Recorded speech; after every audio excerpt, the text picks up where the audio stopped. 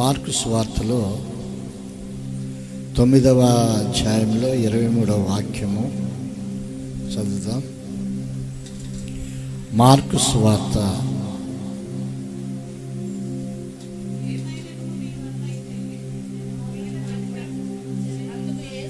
అందుకు యేసు, నమ్ముట నీ వలనైతే నమ్మువానికి సమస్తమును సాధ్యమే అని అతనితో చెప్పాను. మళ్ళా మార్కు సువార్త 9:23లో అందుకు యేసు, నమ్ముట నీ వలనైతే నమ్మువానికి సమస్తము సాధ్యమని అతనితో చెప్పాను.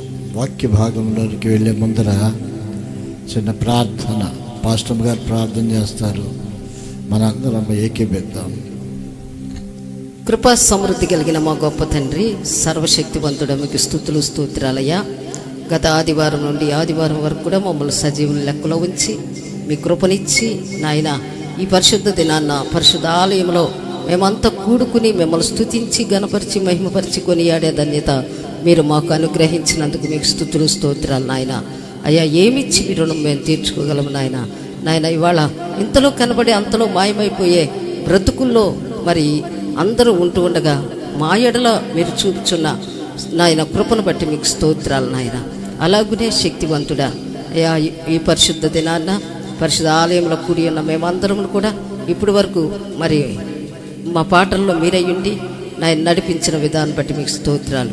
వాక్య భాగంలోనికి మేము వెళుతూ ఉండగా నాయన పరిశుద్ధాత్మదేవుడా నాయన దైవ సేవకులను మీ యొక్క అభిషేకముతో నింపుకొని మీ సిలువు చాటును మరుగు చేసి మాకు ఈరోజు ఏ వాక్యమైతే అవసరమైనదో అటు శక్తివంతమైన వర్తమానంతో మా హృదయాలకు బలపరచమని, విత్తబడే వర్తమానం మా హృదయాల్లో నూరంతలకు ముద్రించి నాయన ప్రభ మరి గొప్ప దేవుడా రావలసిన బిడ్డలను కూడా త్వరపెట్టి నడిపించమని యేసు నామమున అడుగుచున్నాము తండ్రి, ఆమేన్.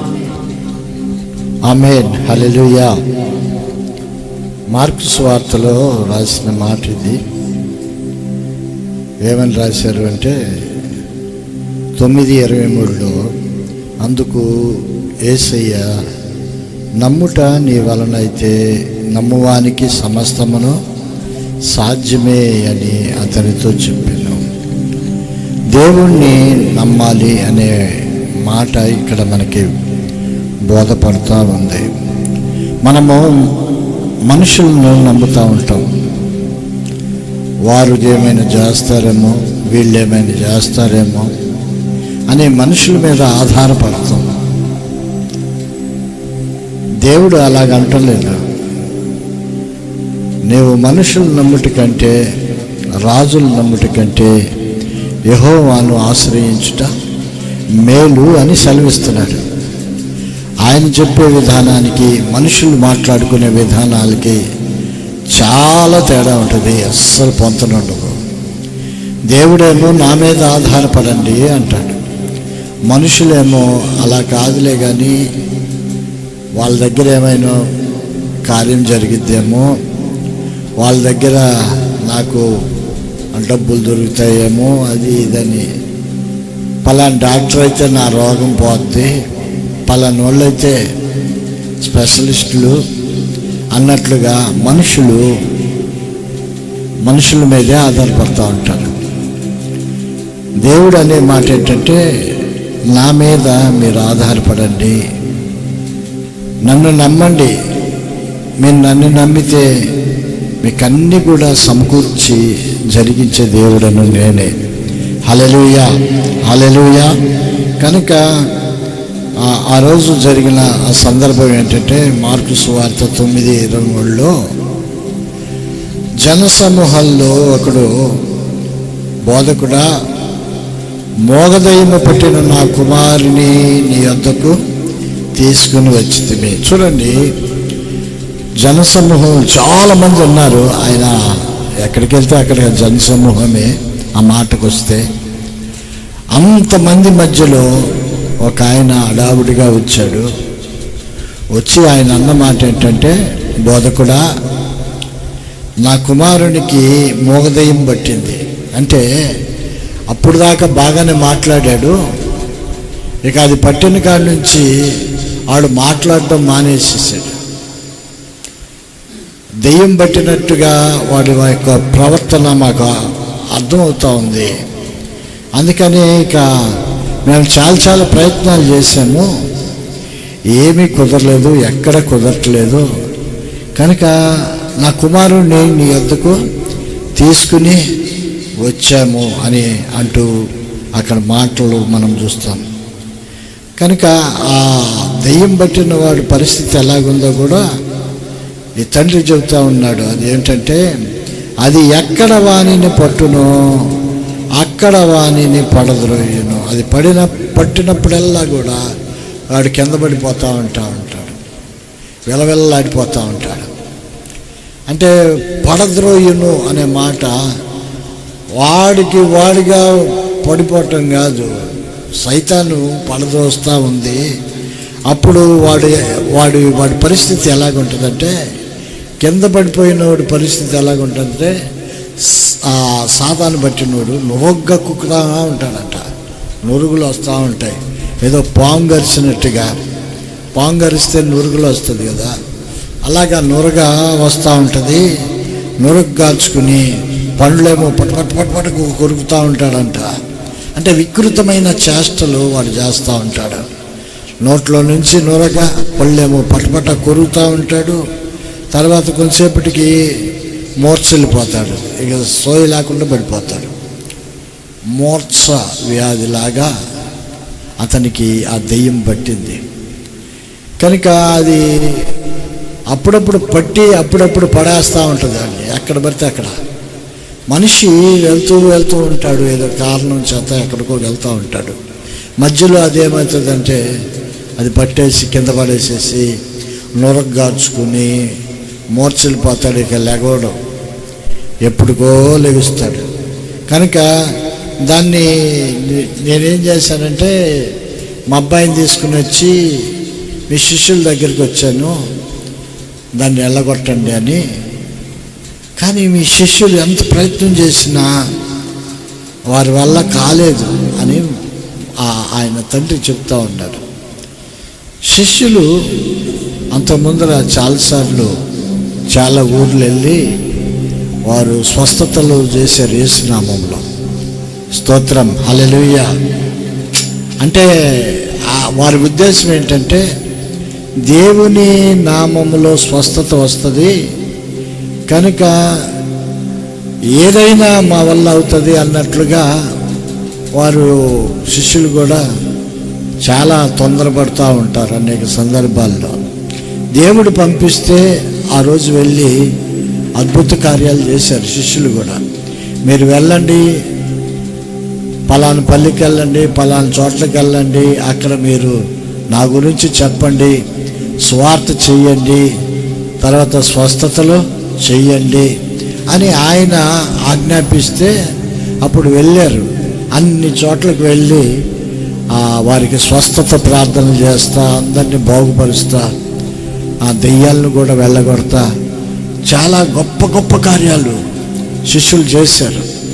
వాళ్ళు చేసిన తర్వాత వచ్చి వాళ్ళు అనే మాట ఏంటంటే, మేము నీ నామమున దెయ్యాలను వెళ్ళగొట్టాం, దెయ్యాలు కూడా పారిపోయినాయి మా దెబ్బకి అని మాట్లాడుతూ ఉన్నారు. రోగాలు పోయినాయి, తర్వాత వాళ్ళకున్న బాధలు పోయినాయి, ఇలాగ చెప్తా ఉంటే దాని గురించి మీరు పెద్దగా సంతోషపడొద్దు. అసలు మీ పేరు పరలోకంలో రాయబడి ఉంది, దాని గురించి సంతోషపడండి. స్తోత్రం, హల్లెలూయా. అంటే యేసు ప్రభు యొక్క బోధ, యేసు ప్రభు యొక్క కార్యాలన్నీ కూడా శిష్యులకు కొత్తే, అక్కడ ఉన్న వారికి కూడా కొత్తే, అందరికీ కొత్తే.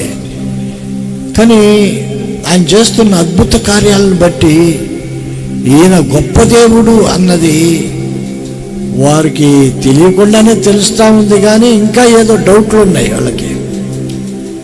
శిష్యులు ఆయన వెనకాల తిరుగుతూ ఉన్నారు.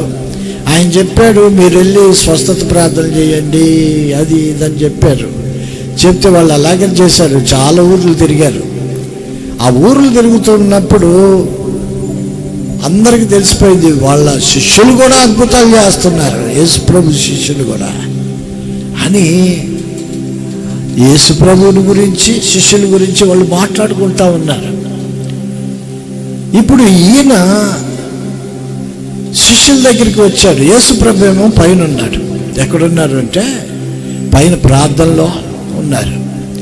కనుక వీళ్ళు శిష్యులు కింద ఉన్నారు కదా, వాళ్ళ దగ్గరికి వచ్చి, అయ్యా మా అబ్బాయికి మరి దెయ్యం పట్టింది, మూర్ఛలాగా పడిపోతున్నాడు, నురుగు వస్తూ ఉంటుంది, తర్వాత ఇక వాడి పరిస్థితి మేము చూడలేకపోతున్నాము, చాలాసేపటికి మళ్ళీ వాళ్ళు లేస్తాడు, ఆ దెయ్యాన్ని పోగొట్టండి అని శిష్యుల్ని అడిగారు.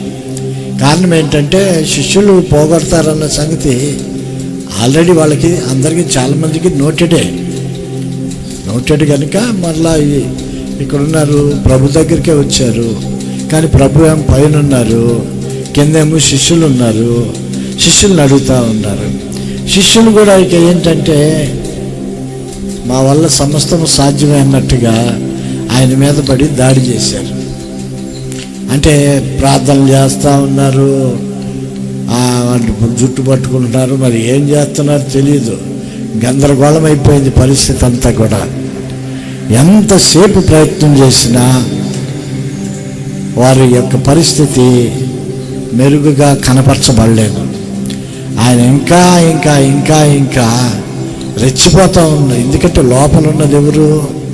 దెయ్యం, సైతాన్ ఉంది. అది ఇంకా రెచ్చిపోతూ ఉంది. వీళ్ళేమో ప్రార్థన చేస్తూ ఉన్నారు. వీళ్ళకి అవమానంగా ఉంది. మరి ముఖ్యంగా ఎలాగుందో వీళ్ళకి అవమానంగా ఉంది. దేవుడు మరి ఇంత ముందర చేయించాడు కదా, ఇప్పుడు ఎందుకు చేయట్లేదు అన్నట్టుగా చాలా ఫీల్ అవుతూ ఉన్నారు. అప్పుడంటే ఆ సందర్భం ఊళ్ళోకి పంపించి ఆయన చెప్పాడు. ఇప్పుడు సందర్భం ఏంటంటే స్వయంగా మేము చేయగలము అనే ఒక ధీమాలోనికి వచ్చారు. దేవుడు వారు కింద దాకా వచ్చేదాకా కూడా వారు ఆయన మీద పడి ఎట్లా పడితే అట్లా. దెయ్యం పట్టిన వాళ్ళు ఏం చేస్తారు? చాలామంది భలే కొడతారు కదా. ఇదివరకు ఒక కుర్రోడు వచ్చాడు, పీటర్ పాల్ అని. ఆయనకి దెయ్యం పట్టింది. వాళ్ళ బాబాయ్ వాళ్ళు ఎవరో మొత్తానికి ఆయన మీద పడి ముఖమంతా చితగొట్టేశారు. కళ్ళు కూడా వాసిపోయినాయి, ఎర్రగా అయిపోయినాయి. కొట్టి కొట్టి కొట్టి వాళ్ళ వల్ల కాక ఇక తీసుకుని వచ్చారు నైట్. మేమన్నాము ఇప్పుడు కాదులే అభిషేకం కొడుకు తీసుకురండి అంటే, అప్పుడు దాకా మా వల్ల కాదు, వీడు గందరగోళం చేస్తున్నాడు అని చెప్పి తీసుకుని వచ్చారు. ఆ రాత్రికాల సమయం అందు ప్రార్థన చేశాం. ప్రార్థన చేస్తే ముఖమంతా అటు కొట్టారు కదా. ఎందుకు కొట్టారు ఇట్లా అంటే, ఆడు పోవట్లేదు, అట్టు పడితే అట్లా తిడుతున్నాడు అంట. పోతే తిడితే అలా బడి కొడితే వాడు చచ్చిపోతే ఏంటి పరిస్థితి అన్న. ఎందుకు చావనెత్తాం అంటున్నాడు. ఎందుకు చావనిచ్చేది? అది అట్ట కొట్టారు వాళ్ళని. ముఖం మీద పెట్టి కొట్టారు, కడుపులో పెట్టి గుద్దారు, ఎలా పడితే అలా చేసేసారు. తర్వాత ఇక్కడికి వచ్చిన తర్వాత మేము ప్రార్థన చేసిన తర్వాత పాస్టర్ గారు మేము అందరం ప్రార్థన చేస్తూ ఉన్నాం. వాళ్ళు ఉన్న దెయ్యము వెళ్ళిపోయిన తర్వాత ఆడన్నాడు, నేను ఇక్కడే బాప్తిసం తీసుకుంటాను, ఇక్కడే ఈ మందిరంలోనే నేను ఉంటాను అని దేవుడి దగ్గర ఒక ప్రమాణం చేశాడు. చేసిన తర్వాత ఇప్పుడేమో మందిరానికే రావట్లేదు. అర్థమవుతుందా? నేను అనేది ఏంటంటే, దేవుని దగ్గర నువ్వు ప్రమాణం చేసేటప్పుడు జాగ్రత్తగా ఉండాలి. హల్లెలూయా. మరి వాళ్ళేమో వేరే మందిరానికి వెళ్తారు. పెద్ద మందిరం, అది అందరూ తెలిసిన మందిరమే.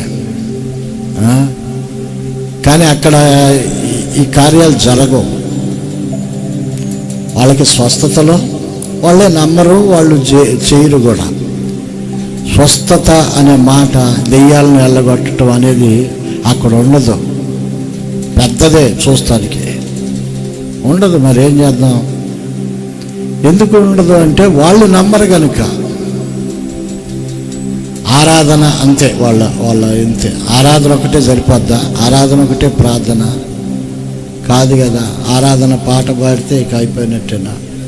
మనకు కావలసినవి జరగాలి కదా. మనం ఎందుకు చాలా తొందరపాటుగా దేవుని దగ్గరికి వస్తామంటే అప్పుడు దాకా మన ఇష్టానుసారంగా తిరుగుతాం, ఏదో ఒకటి మన మీదకి పడిద్ది. అప్పుడు దాన్ని పోగొట్టుకోవటానికి ఏం చేయాలా? రావాలి. అది రోగమైనా, బాధ అయినా, ఇబ్బంది అయినా, అదేదైనా సరే పోగొట్టుకోవటానికి రావటానికి దేవుని మందిరం కావాలి. ప్రార్థనలు అనేది, వ్యక్తిగత ప్రార్థనలు అనేవి అసలు ఏమి ఉండవు. మనుషులు అంతే, అయినా కూడా ఏదో పోలోమని వెళ్తూ ఉంటారు. నూనె రాసి ప్రార్థన చేయండి అని యాకోబు పత్రికలో ఉంటుంది. నూనెకి ప్రార్థన చేయమని ఒక ఆమె అడిగిందంట ఆయన్ని. అడిగితే నూనెకి ప్రార్థన చేయటం నీకు చేస్తాను అన్నాడంట. ఆయన చేయవచ్చు, కానీ నూనెకి కూడా ప్రార్థన చేయాలిగా. చేస్తే ఎప్పుడు ఈయన అందుబాటులో ఉంటాడుగా. ఎప్పుడు ఉంటాడా? ఎప్పుడు ఉండడు. ఓ చోట పోతే ఇంకో చోట ఎప్పుడుకో మళ్ళీ. దానికి ఆయన నవ్వుతా మాట్లాడుతూ ఉంటాడు. నూనె రాసి ప్రార్థన చెయ్యండి. నూనె అనేది ఎందుకు దేవుడు చెప్పింది అనేది అది ఇంకో సబ్జెక్ట్, మీకు తర్వాత చెప్తాను. కానీ అవహేళన చేస్తూ హేళనగా మాట్లాడటం, స్వస్థతల గురించి మాట్లాడటం వారికి ఆనవాయితీ. అలాగైపోయింది, వాళ్ళకి అలా జరుగుబాటు అవుతూ ఉంది. మనుషులు కూడా వాళ్ళనే నమ్ముతూ ఉంటారు. స్వస్థత అనేది ఎప్పుడైతే ఒక మనిషికి జరుగుతుందో అతను ఏమైపోతాడంటే వెంటనే దేవునికి దగ్గరైపోతాడు. హల్లెలూయా. కార్యాలు జరుగుతూ ఉన్నప్పుడు దేవునికి దగ్గరైపోతాం. కార్యాలు జరగట్లేదు అనుకోండి, దేవుడు నాకేం చేయట్లేదని దూరం అయిపోతూ ఉంటారు. అది వేరే విషయం. ప్రార్థన చేస్తే కార్యం జరగాలి. హల్లెలూయా. జరగకపోతే ఏంటంటే వచ్చిన వాళ్ళు ఒక రకమైన మనోవేదంతో వెళ్ళిపోతూ ఉంటారు. ఏందా ఇక్కడ కూడా జరగలేదు, అక్కడ కూడా జరగలేదు అన్నట్టుగా. వినండి ప్రియమైన దేవుని బిడ్డలారా, మరలా మళ్ళీ అటు వెళ్ళిపోయాడు. దేవుని కొరకు వచ్చేవాళ్ళు వచ్చి స్థిరపడితే ఈ పాటికి మన సంఘము ఎంతో విస్తరింపబడేది. హల్లెలూయా.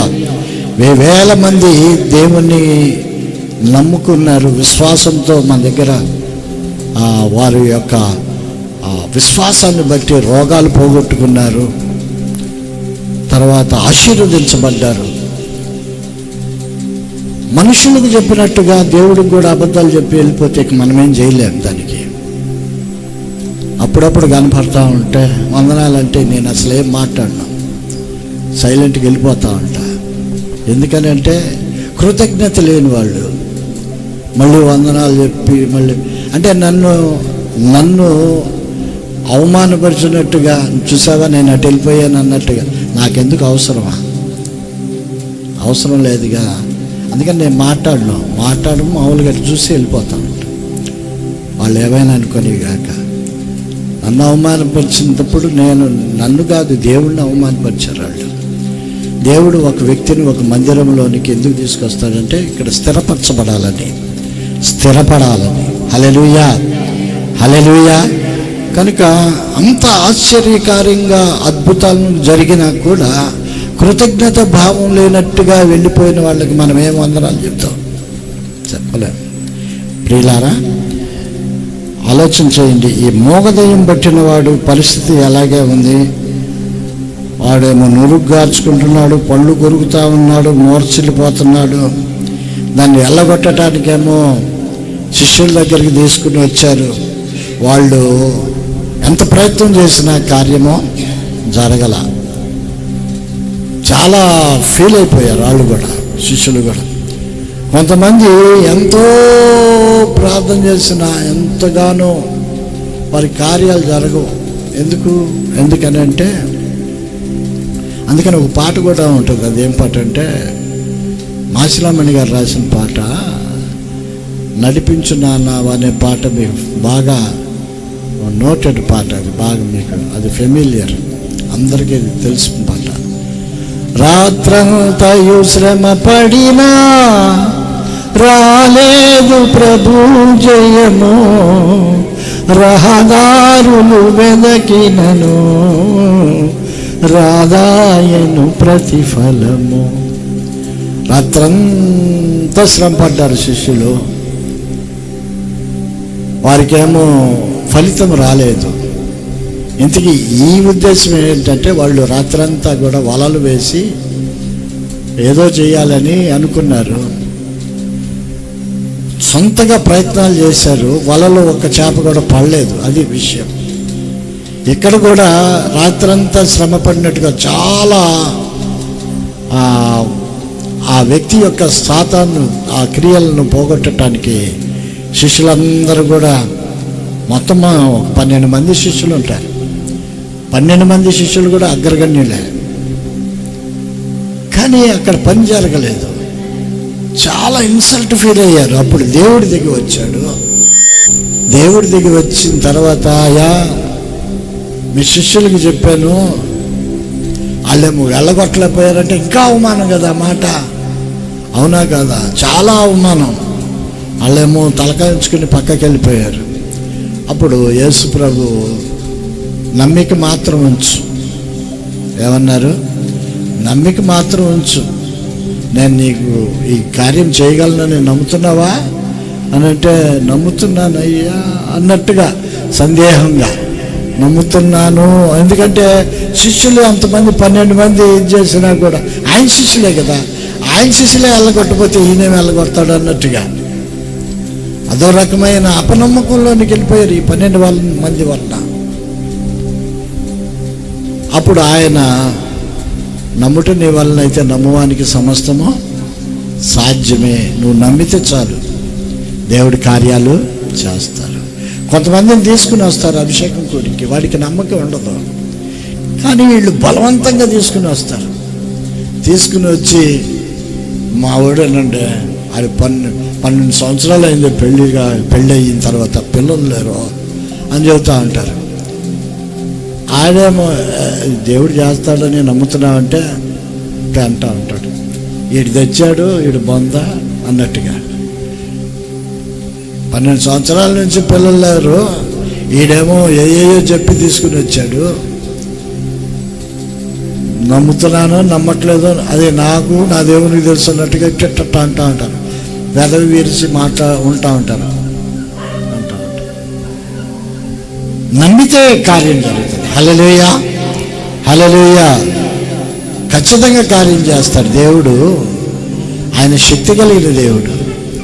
మనుషులు ఆఫ్టర్ ఆల్ మనుషులది ఏముందండి, కానీ దేవుని శక్తి ముందర మనుషుల యొక్క శక్తియుక్తులు పనికిరావు. హల్లెలూయా చెప్పండి. దేవుడు కార్యాలు చేస్తాడని మనం అందరం నమ్ముతూ ఉంటాం. నిన్న అభిషేకం కూడికి బాగానే వచ్చారు జనం, ఒక ఇద్దరు తప్ప. బాగా వచ్చారా రాలేదా? వచ్చారు. లాస్ట్ దాకా ఇద్దరు కొరకు చూస్తూ ఉన్నారు పాస్టమ్ గారు. పాపం ఏంటి ఇంకా రాలేదు ఇల్లు, ఆ తర్వాత చెప్తారులే వచ్చి ఏమైందో అని చెబుతున్నాం. దేవుని దగ్గరికి వస్తే దేవుడు మన పట్ల కృప చూపిస్తాడు. మనకెన్నో అవసరాలు ఉంటాయి. అవసరాలు లేకపోతే అభిషేకం కోడికి మానేయచ్చు, ప్రాబ్లం లేదు. కానీ ఏదో ఒక అవసరం ఉంటుంది, రోజు రోజు ఒక అవసరం ఉంటుంది కదా. ఈరోజు బాగానే ఉందనుకోవటానికి లేదుగా. ఈరోజు ఈ కార్యం అయిపోయింది, ఇంక అమ్మ పర్లేదులే అని అనుకోవటానికి లేదు. కార్యం వెనకాల కార్యాలు కావాలి మనుషులకు. స్తోత్రం, హల్లెలూయా. అలా దేవుని మీద ఆధారపడుతూ ఉన్నప్పుడు ఖచ్చితంగా దేవుడు కార్యాలు చేస్తాడు. అది కూడా దేవునికి మహిమ కొరకే. హల్లెలూయా.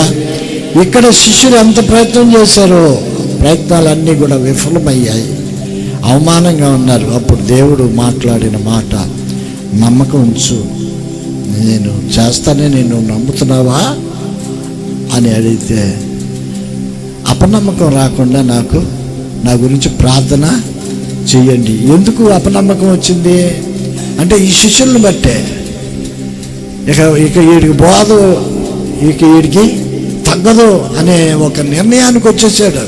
అలా తండ్రి ఎవరిని బట్టి? శిష్యుని బట్టి అపనమ్మకం వచ్చేసింది. అప్పటికే ఆయన అంటాడు, అపనమ్మకం రాకుండా నా కొరకు ప్రార్థన చేయండి అని అంటాడు. అవును, మనుషులకు అప్పుడప్పుడు అపనమ్మకం కూడా వస్తూ ఉంటుంది. ఎందుకంటే లోకంలో ఉన్నవన్నీ కూడా దాటిన మనిషి మీద పడిపోయి నలిపేస్తున్నప్పుడు దేవుడు ఇక నా పట్ల కార్యం చేయడు అనే ఒక ఆలోచనలోకి వెళ్ళిపోతాడు. అది నెగిటివ్ ఆలోచనలోకి వెళ్ళిపోయినప్పుడు ఇక సాతాను ఏం చేస్తుందంటే ఇంకా కూగదీస్తూ ఉంటుంది. ఆ అపనమ్మకం నుంచి ఇంక బయటికి రాకుండా నొక్కేస్తూ ఉంటుంది. ఇక అస్సలు బయటికి రాలేడాడు. కానీ ఎప్పుడైతే అపనమ్మకం పోతుందో, మళ్ళీ నమ్మిక కలుగుతుందో, దేవుడు కార్యము చేస్తాడు. హల్లెలూయా. ఆ అపనమ్మకము లేకుండా ప్రార్థన చేయి అని చక్కగా చెప్పాడు. నిజమే, నాకు అపనమ్మకం వస్తా పోతా ఉంది అని ఒప్పుకున్నాడు దేవుని దగ్గర. ముందర నాకు విశ్వాసం బలపడేలాగా ప్రార్థన చేయండి అయ్యా ఆయన్ని అడుగుతున్నాడు. పాపం మనం కూడా విశ్వాసంలో బలపడాలంటే ఎవరిని అడగాలి? దేవుణ్ణి అడగాలి. స్తోత్రం, హల్లెలూయా. కొన్ని విషయాల్లో మనకి అపనమ్మకం వస్తూ ఉంటుంది. చాలా చాలా అంటే దేవుడు అన్ని కార్యాలు చేసేస్తూ ఉన్నాడు వరుసగా, ఒక విషయం ఆగిపోయింది, ఇంకా అపనమ్మకమే కదా, ఇది ఎందుకనో దేవుడు చేయట్లేదు అన్నట్టుగా. కానీ దేవుడు అన్ని కార్యాలు చేయటానికి ఆయన సమర్థుడే. నీకు ఏది అవసరమో అది చేయటానికి ఆయన ఎప్పుడూ రెడీగానే ఉంటాడు. హల్లెలూయా. అతనికి ఆ మోగ దెయ్యము, ఆ దెయ్యం పట్టిన తర్వాత మూర్ఛ వ్యాధి వచ్చి ఆ దెయ్యము పోయిన తర్వాత ఇక వాడేమో సంతోషంగా వెళ్ళిపోయారు. వీళ్ళేమో శిష్యుల దగ్గరికి వచ్చారు నెమ్మదిగా. యేసుప్రభు వాళ్ళకి వెళ్ళి అట్లా చూస్తూ ఉన్నాడు. అంతే, దగ్గరికి వచ్చారు, తలకాయలు ఉంచుకొని అందరూ 12 మంది. ప్రభువా, నెమ్మదిగా మాటలు కలుపుతూ ఉన్నారు ప్రభుతో. ప్రభువా, మరి మేము అంతకుముందు కూడా చాలా స్వస్థతలు అవి చేశాం కదా నీ పేరున, మరి ఈ దెయ్యాన్ని నేను ఎందుకు వదలగొట్టలేకపోయాము? మేము 12 మంది ఉన్నాం, 12 మంది ప్రార్థన కూడా విఫలమైపోయింది. ఈ 12 మంది ప్రార్థన ఎవరి దగ్గర చేరుతుంది చెప్పండి? అసలు వాళ్ళు ప్రార్థన చేసినప్పుడు, వాళ్ళే కాదు మనం ప్రార్థన చేసినా ఎవరి దగ్గరికి వెళ్తుంది? దేవుని దగ్గరికి వెళ్తుంది. దేవుడికి తెలుసా? పైన ఉన్న దేవుడికి వీళ్ళు ప్రార్థనలు చేస్తున్నారని తెలుసా? తెలియదా? తెలుసు.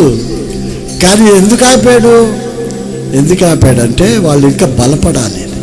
హల్లెలూయా, హల్లెలూయా. కనుక వాళ్ళు సిగ్గుచేటు అయిపోయింది. దగ్గరికి వచ్చి, ప్రభువా మేము వదలగొట్టలేకపోయాము, ఏంటి పరిస్థితి అని అంటే, ఇట్టటి వదలాలంటే ఉపవాస ప్రార్థన చేయాలబ్బాయి, మీకేమో ఉపవాసం లేదు, ఏమి లేదు, నా వెనక వాళ్ళబడి తిరుగుతుమే. ఇక అంతకుముందర యోహాను శిష్యులు వచ్చి ఆయన అడిగారు. ఏమని అడిగారంటే, మేము ఉపవాసాలు చేస్తున్నాము, మీ శిష్యులేంది ఉపవాసాలు చేయట్లేదు అని అడిగారు. అంటే పెళ్లి కుమారుడు ఉన్న ఇంట్లో ఎవరైనా ఉపవాసం చేస్తారా అని ఆయనే అన్నాడు. పెళ్లి కుమారుడు ఇంట్లో ఎవరైనా ఉపవాస ప్రార్థనలు చేస్తారా? పెళ్ళి ఎట్లా ఉంటుంది అసలు? అసలు మామూలుగా గందరగోళంగా ఉంటుంది. రోజు బిర్యానీ పెళ్ళి అయ్యేంత వరకు కూడా. తర్వాత సంగతి అది వేరే. పెళ్ళి అయిపోయిన తర్వాత సద్దన్నం తిన్నా ఏమని తిన్నా ముందర మాత్రం ఆ 10 రోజులు ఎలాగ ఉంటుంది? ఒక పెద్ద రాజమందిరంలో మంచి మంచి విందు లాగా ఉంటుంది, పూజిస్తూ ఉంటాం రోజు. ఏదో అప్పటిదాకే అట్లాంటి యాటిట్యూడ్స్ అయ్యేముండవు. కానీ ఇప్పుడు అంతా మారిపోద్ది. అక్కడికి వచ్చిన తర్వాత రాయల్టీ ఫీల్ అయిపోతూ ఉంటుంది. ఎందుకంటే పెళ్లి దగ్గరికి వస్తుంది, ఎవరు పొస్తులు ఉండరు, ఎవరు లేవు, డబ్బులు లేవురా అని ఎవరు అనరు. అసలు పెళ్లి కొడుకు వచ్చి, డాడీ 10,000 అంటే ఎందుకు, ఏమిటి, ఎలా అని అడగడం, ఇచ్చేస్తాడు అంతే. ఎందుకంటే వాడి అవసరాలు ఆడుకుంటాయి అన్నట్టుగా. ఎందుకంటే ఆ మాత్రం ఉండాలా పెళ్ళంటే కదా. హల్లెలూయా.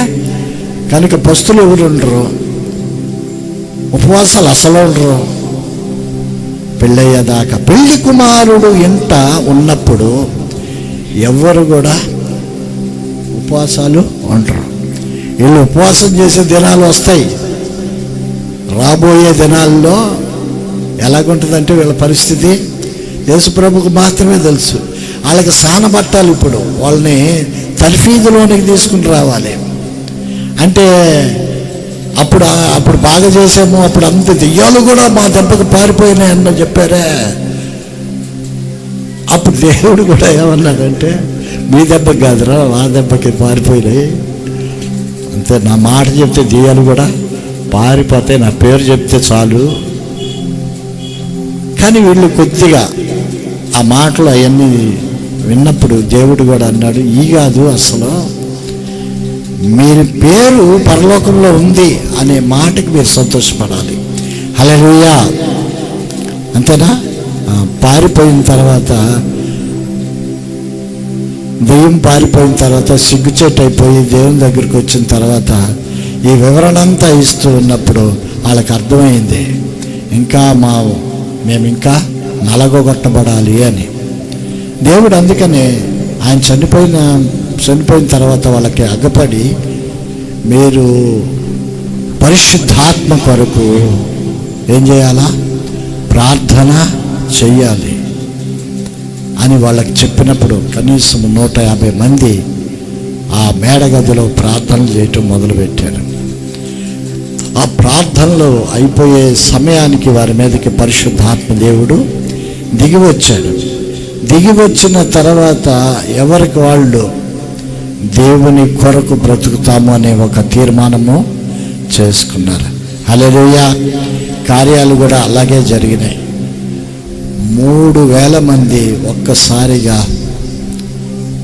పేతురు యొక్క ప్రసంగానికి బాప్తిస్మాలు తీసుకున్నారు. అంటే ఎంత పవర్ఫుల్ మెసేజ్ అది. ప్రతి ఒక్కరిని కదిలించిన మెసేజ్. అప్పటి వరకు కిక్కురు మనకుండా ఒక ఇంట్లో ఒక గదిలో ఉన్న ఈ 150 మంది, వాళ్ళతో పాటు 12 మంది శిష్యులు, బలాజ్యులు, సూరులు, మేము దేవుని వెనకాల తిరిగేవాళ్ళమని అనుకున్న వాళ్ళు సహితము మూలన పడ్డట్టుగా అయ్యింది. కానీ ప్రార్థన చేసిన తర్వాత వారి యొక్క పరిస్థితి మారిపోయింది. దేవుని యొక్క శక్తితో వాళ్ళు నింపబడ్డారు. ఇక అక్కడి నుంచి వాళ్ళకి ఎదురులేదు. స్తోత్రం. హల్లెలూయా. అర్థమవుతుందండి? కనుక అపనమ్మకము అనేది శిష్యులకు అడపా వస్తూ ఉండేది. అడపా అప్పుడప్పుడు. సపోజ్ ఇప్పుడు ఓ పెద్ద గాలివాన వచ్చింది, తుఫాన్ లాగా వచ్చింది, అదంతా అల్లకల్లోలం అయిపోతుంది. ఓడంతా కూడా అల్లకల్లోలం అయిపోయి అది పగిలిపోయేలాగుంది, పరిస్థితి బ్యాడ్ అయిపోయింది, చచ్చిపోతామేమో అన్న పరిస్థితుల్లో యేసుప్రభు లేచి గాలిని తుఫానుని గద్దించగానే అది ఆగిపోయింది. నిమ్మళమాయను అని ఉంటుంది. అప్పుడు శిష్యులందరూ ఏమనుకున్నారు తెలిసిన? ఈయన ఎవరో అని అనుకున్నారు. అంటే ఆయన ఎవరో అనేది ఇంకా వాళ్ళకి కన్ఫ్యూజన్, ఆ స్థితిలోనే ఉన్నారు. వాళ్ళు ఇంకా కన్ఫ్యూజ్ అవుతూ ఉన్నారు. అసలు ఈయన ఎవరు? ఇప్పుడు ఆయన వెనకాల తిరుగుతున్నప్పుడు ఒక క్లారిటీ కావాలిగా, ఉండాలా వద్దా? ఒక క్లారిటీ ఉండాలి. ఇప్పుడు మనము మందిరానికి వస్తుంటే మనకు ఒక క్లారిటీ ఉండాలా? ఏముండాలి? దేవుడు నా పక్షాన ఏదైనా చేస్తాడు, నాకు ఏది అవసరమైతే అది చేస్తాడు అనేది ఆ క్లారిటీ లేకుండా మందిరానికి వచ్చినా దానివల్ల ప్రయోజనము ఉండదు. విశ్వాసము అనున్నది నిరీక్షింపబడు వాటి యొక్క నిజస్వరూపం. ఆయన మందిరంలోనికి వచ్చేటప్పుడు ఆయన ఇక్కడ ఉన్నాడని మనము నమ్మాలి. రెండోది, ఆయన ఉన్నాడు, నాకు కార్యాలు చేస్తాడు అనేది కూడా నమ్మాలి. అంతేనా? ఆయన ఉన్నాడు, ఇక్కడ ఉన్నాడు కనుక నాకు కార్యాలు చేస్తాడు, ఖచ్చితంగా చేస్తాడు. అనే నమ్మకంతో మనము ఆయన మందిరంలోనికి రావాలి. అపనమ్మకంతో మనము రావటానికి కాదు మందిరాలు ఉండేది. కనుక అంటే కొన్ని చోట్ల అసలు స్వస్థతలే నమ్మరు, అది వేరే పక్కన పెట్టేయండి. స్వస్థత లేకపోతే ఒక మనిషి స్థిరపడలేడు, బలపడలేదు, దేవుల్లో ఎదగలేడు కూడా. ఇప్పుడు ఆయన ఎవరు, బేదలాజరు గురించి చెప్తా ఉంటారు. ధనవంతుడు, బేదలాజరు కథ తెలుసు కదా, ఎంతమందికి తెలుసు? ధనవంతుడు ఏం చేసేవాడు, రోజు హై క్వాలిటీ బిర్యానీ తెచ్చుకుని తింటూ ఉండేవాడు. రోజుకు ఒక ఆర్డర్ పెట్టుకుని తింటూ ఉంటాడు. ఈ పేదలాజరు భయంకరమైన పరిస్థితి అయింది. ఆయన కురుపులు అంట కుక్కలు నాకేయంట. ఎట్టుంటుంది ఆ మాట అసలు కదా? అంతే, అంత నిస్సహాయమైన పరిస్థితుల్లో ఉన్నాడు ఆయన. ఆ కురుపులతో అదంతా ఆ ధనవంతుడు ఇంటి ముందరే ఉండేవాడు. పాపం ఏమన్నా పడేస్తాడేమన్నట్టు ఆయన కూడా ఏదో పడేసేవాడు. అడుగు పొడుగు ఎముకలు మిగులుతాయి కదా, ఇక ఇదంటా ఉండేవాడు. అంత భయంకరమైన పరిస్థితితో అయినా కూడా దేవుణ్ణి మాత్రము విశ్వాసముతో నమ్మికతో ప్రార్థనలు చేస్తూ ఉండేవాడు. కానీ ఆయనకు స్వస్థత రాలా. చచ్చిపోయాడు, ఆయన చచ్చిపోయాడు, ఈయన చచ్చిపోయాడు. ఎక్కడికి వెళ్ళారు వాళ్ళిద్దరూ? ధనవంతుడు డబ్బులున్నాయిగా మా స్వర్గానికి వెళ్ళొచ్చుగా, పరలోకానికి. దేవుడితో అట్ట కాదు అసలు. దేవుడు ఆయన వ్యక్తిగతంగా మన మనసులు చూస్తాడు. మనం ఎంత పేదవాళ్ళమైనా సరే మన మనసు చూస్తాడు. మనం ఎంత ధనవంతులైనా కూడా మన మనసు చూస్తాడు ఆయన. కనుక ధనవంతుడేమో నరకానికి వెళ్ళిపోయాడు, బేదలాజరు స్వర్గానికి వెళ్ళిపోయాడు, పరలోకానికి వెళ్ళాడు. ఈ కథను ఆధారం చేసుకుని చాలామంది ఏమంటారంటే స్వస్థతలు లేవు, స్వస్థతలు రావు. ఎందుకు? స్వస్థతలు ఉంటే ఈ బేదలాజరుకే స్వస్థత ఇచ్చేవాడు కదా దేవుడు అని ఒక రకమైన నెగిటివిటీలోకి తీసుకుని వెళ్ళిపోతా అంటారు. సాతాను బోధ అది. నీ పరిస్థితి బేదలాజరు పరిస్థితి లాగుందా? కాదు కదా. మరీ అంత నికృష్టమైనది. అది ఒక ఉదాహరణ అలాగా చెప్పాడు. స్వస్థత లేవు అని అన్నప్పుడు అసలు యేసుప్రభు కూడా స్వస్థత చేయకూడదు, శిష్యులు కూడా చేయకూడదు. తర్వాత ఎంతమందిని వాళ్ళు బాగు చేశారు. కాళ్ళు లేని వారికి యోహాను వీళ్ళు వెళ్ళి అలాగ ముట్టినప్పుడు బాగుపడ్డాడా? చెంగున ఎగిరాడు. స్వస్థత లేకపోతే కార్యాలు ఎలాగ అసలు మనుషుల దగ్గరికి వస్తారు? అర్థమవుతుందా? స్వస్థత ఒక్కటే కాదు, మళ్ళీ ప్రార్థన కావాలి. ప్రార్థన ఒకటే కాదు, వాక్యము కూడా ఉండాలి. అన్నీ కలిపితేనే ఆరాధన. స్తోత్రం, హల్లెలూయా. కనుక ఒకటి ఇదే వాక్యమే మనిషికి శాశ్వతం. అంటే వాక్యం శాశ్వతమే. వాక్యముతో పాటు మనకి కార్యాలు కూడా జరగాలి.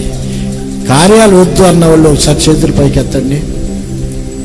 కార్యాలు మాకు అవసరం లేదు అన్నవాళ్ళు ఎవరు ఉండరు నాకు తెలిసినంత వరకు. కార్యాలు నాకు కావాలా, చాలా అవసరతలు ఉన్నాయి అని అనుకుంటానే ఉంటారు. కనుక అటువంటి వారికి దేవుడు చెప్పేది ఏంటంటే, నీవు అపనమ్మకంగా ఉండొద్దు, అవిశ్వాసంగా ఉండొద్దు. నీకు ఇంకా ఈ కార్యం జరగలేదు, ఇక నా పని అయిపోయింది అన్నట్టుగా నీవు ఉండొద్దు. దేవుడు నిన్ను ముడతాడు. హల్లెలూయా. దేవుడు నీ పట్ల ఆయన కృప చూపిస్తాడు. 18 సంవత్సరాల నుంచి ఒక ఆమె నడుము వంగిపోయిన ఒక స్త్రీ ఉంది. ఎన్ని సంవత్సరాలు? నడుము వంగిపోయిన స్త్రీ ఎలాగ నడుస్తుంది? ఇదంతా కూడా ఇదే కదా. ఆమె అయినా కూడా మందిరానికి వస్తుంది. నడుము వంగిపోయిన స్త్రీ. అంత బాగున్న మనమేమో అప్పుడప్పుడు ఆబ్సెంట్లు పెడతాం. కానీ ఆమె పరిస్థితి బాగోలే. చాలా హీనమైన దీనదశలో ఉన్న పరిస్థితుల్లోనూ కూడా దేవుని మందిరానికి రావటము ఆమెకు ఆనవాయితీ, వస్తూ ఉండేది. కానీ ఆ రోజు జరిగిన అద్భుతం ఏంటంటే యేసు ప్రభు ఆమెను ముట్టాడు. హల్లెలూయా. అర్థమవుతుందా? యేసు ప్రభు ఆమెను ముట్టినా స్వస్థతే, యేసు ప్రభును ఆమె ముట్టినా స్వస్థతే. హల్లెలూయా. అర్థమవుతుందా? ఆ యేసు ప్రభువును ముట్టిన ఒక ఆమె ఉంది కదా, ఉందా? ఆయన వస్త్రపు చెంగును ముట్టిన పరిస్థితి మనకు తెలుసు కదా. ఒక ఆయన హడావుడిగా యేసు ప్రభు దగ్గరికి వచ్చాడు. వచ్చి నా కుమార్తె చనిపోయింది అన్నాడు. అసలు చచ్చిపోయింది. ఏమన్నాడు? నా కుమార్తె చచ్చిపోయింది, అయినా కూడా నేను నీ దగ్గరికి వస్తున్నాను. మిగతా వాళ్ళందరూ కూడా ఒక్కసారిగా సైలెంట్ అయిపోయారు. ఏం చచ్చిపోయిందని ఆయనే చెబుతున్నాడు, మళ్ళీ ఈయన దగ్గరికి ఎందుకు వచ్చాడు చచ్చిపోయినా కూడా? అంటే ఆయన యొక్క విశ్వాస స్థాయి అది. హల్లెలూయా. నా కుమార్తె చచ్చిపోయింది, అయినా కూడా నీ దగ్గరికి వచ్చాను. స్తోత్రం. వాళ్ళందరూ కూడా ఒక్కసారిగా ఆయన వైపు చూశారు. పిచ్చాడా లేకపోతే ఏంది? చచ్చిపోయిందని ఆయన చేస్తే మళ్ళీ ఈయన దగ్గరికి ఎందుకు తీసుకెళ్ళి ఏం చేయాలా? సమాధి చేయాలి కదా. ఎందుకు వచ్చాడు మళ్ళీ ఈయన? ఒకసారి నా కుమార్తె దగ్గరికి వస్తారా మీరు? ఒకసారి రండి అయ్యా. వాళ్ళందరూ అసలు మనుషులకు అది అసాధ్యం కదా. అందరూ కూడా ఆశ్చర్యపడి ఆయనకి అసలు ఏమి సమాధానం వస్తుందో అన్నట్టుగా చూస్తూ ఉన్నారు. ఈ లోపల ఒక ఆమె హడావుడిగా ఆయన వస్త్రపు చెంగును ముట్టింది, బాగుపడిపోయింది. స్తోత్రం. హల్లెలూయా. అంటే ఆమె స్థాయి అది. ఈయన స్థాయి ఏంటంటే నా కుమార్తె చనిపోయింది, మీరు వస్తే నా కుమార్తెను ముట్టితే బాగుపడుతుంది. ఈయన స్థాయి ఆ విశ్వాసం అది. ఫెయిల్ అయిపోయింది, పరిస్థితి అంతా బ్యాడ్. మనుషులైతే ఇక వల్ల కాదు, ఇక తీసుకెళ్ళి అని అంటారు. కానీ వాళ్ళందరూ ఏడుస్తూ ఉంటే ఆ కుటుంబంలో, ఆ ఇంటిలో ఈయన మాత్రం అక్కడ లేకుండా యేసు ప్రభు ఏదో ఒక రూపేణ ఆయన తీసుకుని వస్తే, ఆయన ముడితే ఖచ్చితంగా నా కుమార్తె బాగుపడుతుంది. హల్లెలూయా. మళ్ళా లేస్తుంది. చాలా ఎంత స్థాయి అంటే ఆ విశ్వాసము. మనుషులందరూ కూడా విచిత్రంగా ఆయన వైపు చూశారు. అంతే చూశారు. కానీ ఆయన ఆ ఇంటికి వెళ్ళాడు. వెళ్ళినప్పుడు ఆ ఇంట్లో అందరూ కూడా రోదన, అందరూ కూడా రోధిస్తున్నారు, ఏడుస్తున్నారు. అప్పుడు ఆయన అన్నమాట ఏంటో తెలిసిన? స్థలమీయుడి అన్నాడు. ఏమన్నాడు? స్థలమీయుడి, నీ కుమార్తెను నేను బ్రతికిస్తాను అన్నట్టుగా వచ్చాడు. అందరూ ఆశ్చర్యంగా ఆయన వైపు చూశారు. వాళ్ళందరిని బయటికి పంపించి ముందర. ఎందుకనంటే వాళ్ళ యొక్క అవిశ్వాసం మళ్ళీ ఈయనకు వచ్చేసిద్దేమోనని. అంత స్థాయి ఉన్న విశ్వాసాన్ని వీళ్ళందరూ కూడా తగ్గించేస్తారేమోనని ముందర వాళ్ళని బయటికి పంపించేసారు. అందరు బయటికి వెళ్ళండి అందరికి చెప్పి బయటికి పంపిస్తే ఆయన కుమార్తెను అలా ముట్టి బాగుపరిచాడు. హల్లెలూయా. అది విశ్వాసం అంటే. స్థాయిని బట్టి మనకు కార్యాలు జరుగుతాయి. ఆమేన్, ఆమేన్.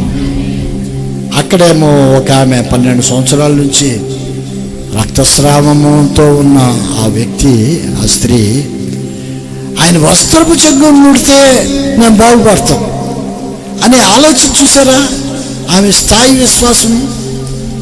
అలా పట్టుకుంటే చాలు, ఇలా కార్యం జరిగిపోద్ది. కానీ ఆయన దగ్గరికి వెళ్ళాలంటే ప్లేస్ లేదు. అసలు మనుషులు అసలు యాక్సెప్ట్ చేయట్లేదు అంటారు అందరూ కూడా. మేము అందుకే వచ్చాం కదా, తోసుకుంటా ఉన్న పరిస్థితి అక్కడ. అందరూ ఆయన మీద పడుతున్నారు కానీ ఎవరికి స్వస్థత రాలా. అది విచిత్రం. ఆయన మీద పడుతున్నారు, తోసుకుంటా వచ్చి పడుతున్నారు కానీ ఎవరికి స్వస్థత రాలా. కానీ ఒక ఆమె వెనకాల గుండా వెళ్ళి పట్టుకున్న చూడని వెంటనే స్వస్థత వచ్చింది. అది ఆశ్చర్యకార్యం. హల్లెలూయా. అంటే ఆమె ఎంతగా నమ్మి దేవుని దగ్గరికి వచ్చిందో, ప్రజలందరూ ఆయన చుట్టూ ఉన్నారు. ఆమె ఎలాగో అలాగా అలా అలా అలా అలా స్పేస్ తీసుకుని వెళ్ళిపోయింది, పట్టుకుంది అలాగా. అంతే. స్తోత్రం. హల్లెలూయా. బాగుపడిన తర్వాత దేవుడు అంటాడు, నన్ను ఎవరో ముట్టుకున్నారంట. పేతురు వీళ్ళందరూ, ఎవరు ముట్టుకుంటారయ్యా, భలే వాళ్ళు లాగున్నారు, అందరూ వచ్చి మీ మీద పడతలేదా, మా మీద పడతలేదా? కాదు, ఆ పడతాం వేరు, విశ్వాసంతో నన్ను ముట్టుకోవటం వేరు.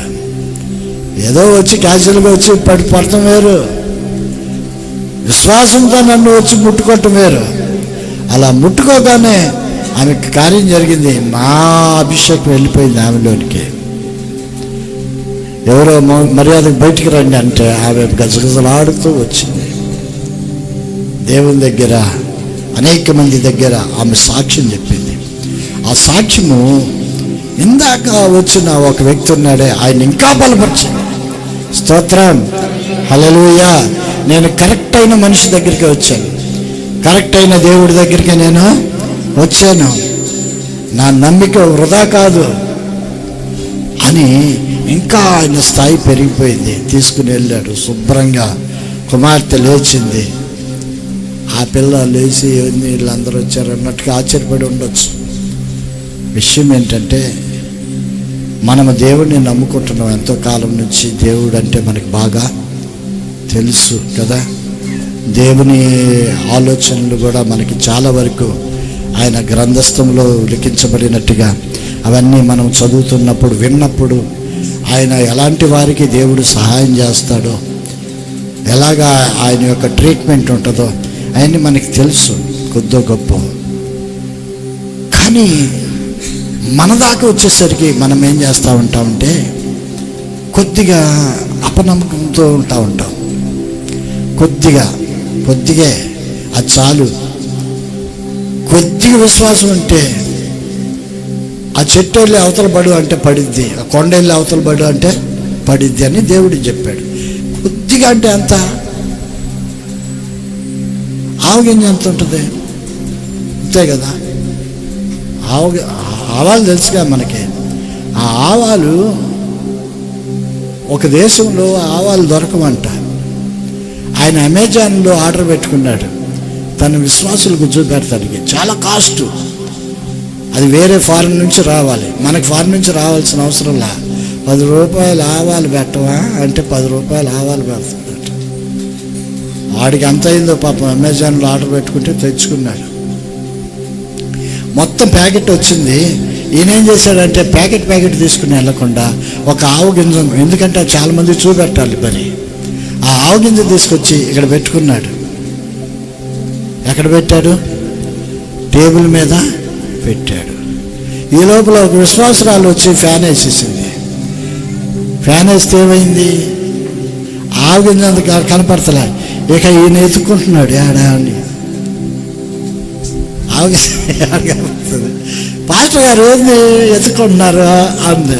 ఊరికా ఉన్నాం. ఫ్యాన్ వేసే అది ఎగిరిపోయింది. ఏమిటండి ఎగిరిపోయేది? ఆమె చూస్తుంది, కనపడుతుందా? అంత చిన్నది అది.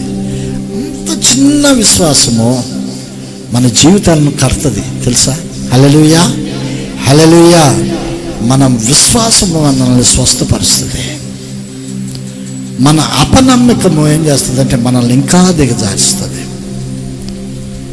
విశ్వాసము లేకుండా దేవునికి ఇష్టడై ఉండుట అసాధ్యం. దేవుడు చెప్తున్న మాట.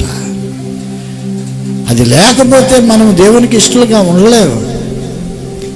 విశ్వాసంతోనే మనము బ్రతకాలి, దేవుడు కార్యం చేస్తాడని.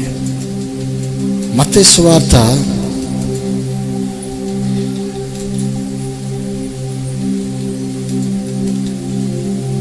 9వ అధ్యాయంలో 18 నుంచి మనం ఇందాక చెప్పిన మాటలన్నీ దానిలో ఉంటాయి. తర్వాత ఇంటికి వెళ్ళి ఆ మాటలు చదువుకోండి. ఒక మాట చెప్పేసి నేను ముగిస్తాను. అమోరీయులకి ఇశ్రాయేలీయులకి యుద్ధం జరుగుతూ ఉంది. అమోరీయులకి ఇశ్రాయేలీలకు యుద్ధం జరుగుతూ ఉంది. అప్పటికే సగము బిక్క చచ్చిపోయారు అందరూ కూడా. అమోరీలందరూ కూడా చాలామంది చనిపోయారు. కారణం ఏంటంటే ఇశ్రాయేలు పక్షమున యేసయ్య ఉన్నాడు. హల్లెలూయా. ఇశ్రాయేలు పక్షమున యెహోవా ఉన్నాడు. ఆయన ఉండి వీళ్ళు పనిచేసేదానికంటే ఆయన ఎక్కువగా పనిచేస్తూ ఉన్నారు. పైనుంచి వడగళ్ళు లాగా వానలాగా వస్తారు. వడగళ్ళు అంటే మనకు బాగా ఇష్టం కదా, పడతా ఉంటాయి. వాళ్ళు కనపడితే గబగబా తీసుకుని చేతిలో పట్టుకుని ఆకాశం మీద నుంచి పడ్డాయి. తీసుకుంటే చిన్నప్పుడు నోట్లో కూడా వేసుకునేవాళ్ళం. వడగళ్ళు తెలుసు కదా, అయ్యే ఇంతంత పెద్ద పెద్ద పడ్డాయి అనుకోండి. వెళ్తున్నాము రోడ్డు మీద పడి వెళ్తున్నాము. వడగండ్ల వాన అంటే టపా టపా కొడతా ఉంటేనే కొద్దిగా నొప్పి పుట్టి ఏడన్న చోటు ఉంటే చూసుకుంటాం చెట్టు కిందకి వెళ్ళి. కానీ ఆ రోజున ఆ శత్రువులందరి మీద పెద్ద పెద్ద వడగళ్ళు పడ్డాయంట. పైనుంచి ఒక పెద్ద రాయి పెట్టుకుంటున్నట్టుగా దిమ్మ తిరిగి చచ్చిపోతా ఉన్నారు. చాలామంది చచ్చిపోయారు. దేవుడు వాళ్ళ పక్షా నుండి యుద్ధం చేస్తూ ఉన్నాడు. ఇక లాస్ట్ అండ్ ఫైనల్ ఈ యుద్ధం కనుక యుద్ధం జరుగుతూ ఉంది, చీకటి పడుతూ ఉంది. అప్పుడు యెహోషువ ఆయన ఏమన్నాడంటే, సూర్యుడా ఆగిపో అన్నాడు. నువ్వు ఏడున్నావు ఆడ ఆగిపో. చంద్రుడా నువ్వు కూడా ఆడ ఆగిపో. యుద్ధం జరిగి యుద్ధంలో మాకు విజయం వచ్చేదాకా నువ్వు ఇంచు కూడా కదలటానికి వీల్లేదు అన్నాడు. దేవునికి స్తోత్రం. హల్లెలూయా. అలా ప్రార్థన చేసినప్పుడు అక్కడున్న ఇశ్రాయేలీయులందరూ కూడా యెహోషువ వైపు అలా చూస్తున్నారు. ఏంటి ఈ ప్రార్థన? మనుషులు అలాగే చూస్తూ ఉంటారు. మన ప్రార్థనలకి, మనకు జరుగుతున్న స్వస్థతలకి మనుషులు నివ్వెరపోతూ ఉంటారు. జరుగుతున్న కార్యాలను బట్టి మనుషులు ఆలోచనలకు అందకలేనంతగా దేవుని యొక్క కార్యాలు ఉంటాయి.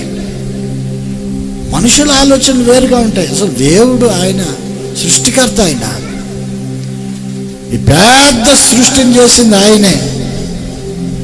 ఆ సృష్టిలో నువ్వెంత ఎంత ఇంతే కదా నువ్వు. కానీ నీ గురించి ఆయన ఆలోచిస్తున్నాడు. స్తోత్రం. హల్లెలూయా. నువ్వు అసలు ఆఫ్టరాలు, నేను ఆఫ్టరాలే. కానీ నా గురించి, నీ గురించి ఆలోచిస్తున్నాడు ఆయన. అంత గొప్ప దేవుడు మన గురించి ఆలోచించి, మన గురించి ఆయన కేర్ తీసుకుని, మన రాకపోకల్లో తోడుగా ఉంటూ అనుక్షణము మనల్ని కాచి కాపాడుతూ భద్రపరుస్తున్న దేవుడు. ఆయన కనీసము మనము కృతజ్ఞత స్తుతులు చెల్లించకుండా, కృతజ్ఞతలు తెలియజేయకుండా, ప్రార్థన కూడా చేయకుండా ఎలా ఉండగలమో? ఆయన లేకపోతే మనం బ్రతకగలమా? ఆలోచన చేయండి.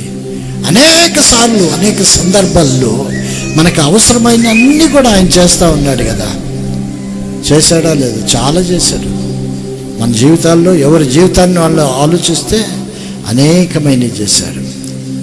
యెహోషువ ప్రార్థన వాళ్ళందరినీ కూడా నిర్ఘాంతపరిచింది. కానీ యెహోషువ మాత్రం ఆయనకి తెలుసు ఆయన ముందర ఎవరున్నారో. యెహోషువకి తెలుసు కార్యం ఎవరు చేయగలరో ఆయనకి తెలుసు. ఎందుకంటే మోషే ఇశ్రాయేలీయులందరినీ నడిపించేటప్పుడు పక్కనే ఉన్నాడు యెహోషువ. చూస్తూ ఉన్నాడు దేవుని కార్యాలు, ఆయన చేసిన అద్భుతాలు చూస్తూ ఉన్నాడు. మోషే చనిపోయిన తర్వాత యెహోషువ చాలా డేలబడిపోయాడు. అప్పుడు దేవుడు ఏం చేశాడంటే యెహోషువనే లేపాడు. యెహోషువ అప్పుడు ఆలోచన చేస్తూ ఉన్నాడు, మోషే కంటే దేవుడు తోడుగా ఉన్నాడు. మరి నా పరిస్థితి ఏంటి? వీళ్ళందరినీ నేను ఎలాగ నడిపించగలను అంటే, మోషేకు తోడై ఉన్న దేవుడు నేను నీకు కూడా తోడుగా ఉన్నాను. హల్లెలూయా. మోషేకి, యెహోషువకు, ఏలియాకి, ఎలీషాకి తోడై ఉన్న దేవుడు ఈ రోజున నీతో కూడా ఉన్నాడు. హల్లెలూయా. హల్లెలూయా. అందరినీ నిర్ఘాంతపరిచేటట్లుగా నీ జీవితంలో ఆయన ఘనకార్యాలు చేయబోతున్నాడు. హల్లెలూయా. మీ పట్ల ఆయనకున్న ప్రేమ అమోఘం. మీ పట్ల ఆయనకున్న శ్రద్ధ, ఆసక్తులు అమోఘమైనవి. నువ్వు నమ్మితే చాలు, దేవుని యొక్క గొప్ప కార్యాలు నువ్వు పొందుకుంటావు. దేవుడి మాటను దీవించి ఆశీర్వదించును గాక. ఆమేన్, ఆమేన్.